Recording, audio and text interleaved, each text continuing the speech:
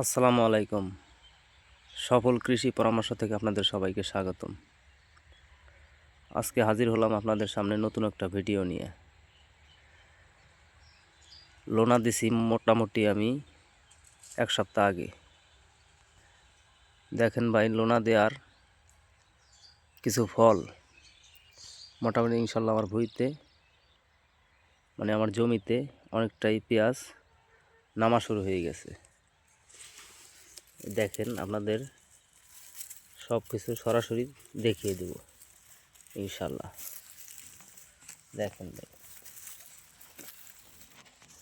মোটামুটি মোবাইলে অতটা ভালো দেখা যায় না, পেঁয়াজটা অনেক বড়। প্রতিটা গাছে আমার মোটামুটি ভালো গুটি চলে আসছে।